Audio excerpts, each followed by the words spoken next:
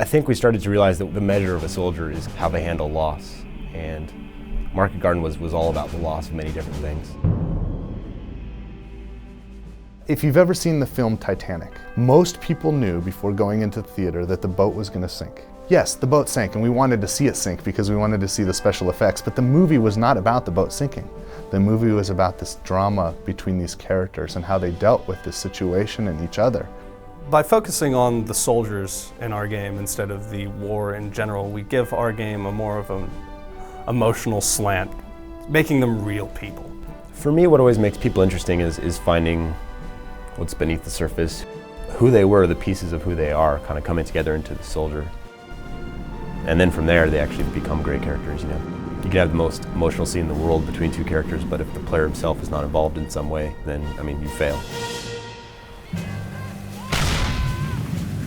Sergeant Baker has 3 teams at his disposal. He's got the assault team, which is led by Corporal Sam Corian. He's got his base of fire team, which is led by Tom Zanovich. And he's got his special team, which is MG or Bazooka, led by Private Gary Jasper. In the rules of the Brothers in Arms universe, we've drawn this line. And so everyone in the game, rank of lieutenant and higher, is an actual historical figure. And everyone ranked sergeant and lower is based on an actual guy and an actual unit, but we've changed the name and we've created our own personality and our own details there. You play as Sergeant Matt Baker, and you lead a reconnaissance platoon of the 101st Airborne, the Screaming Eagles.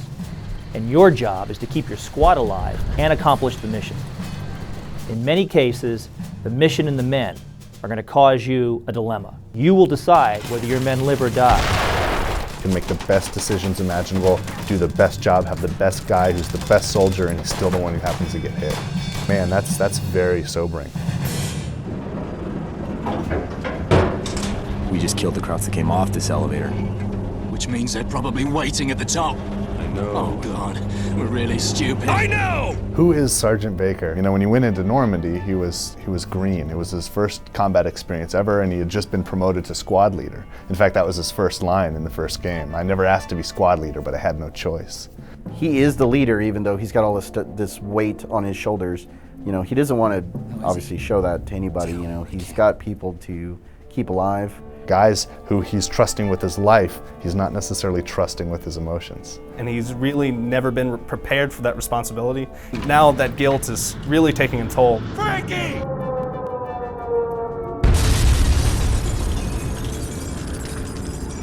Baker is losing it. You know, we've called it shell shock and post-traumatic stress disorder. He's certainly experiencing the pressure. We're seeing him start to buckle.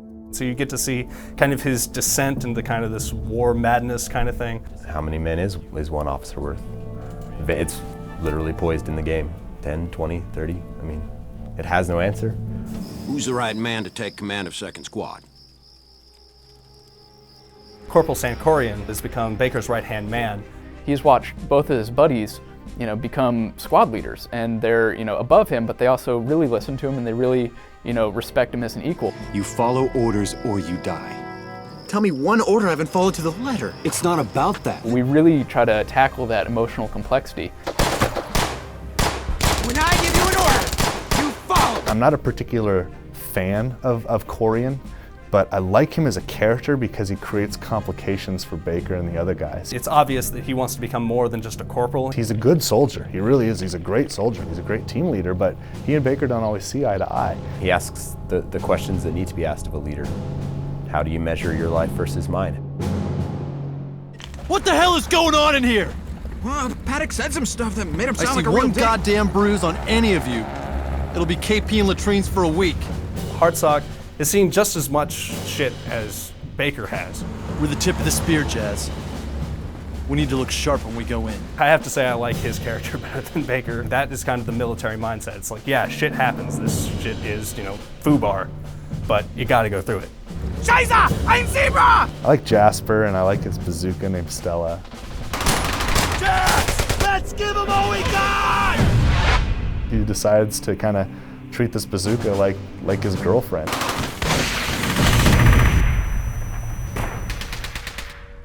You know, one of the things that's interesting about storytelling in video games is, frankly, I think the entire industry is in the Stone Age. So much difficulty just in getting to the point where the character will tell you what you're expected to do. The idea to like create a deep character, very few games get anywhere near there.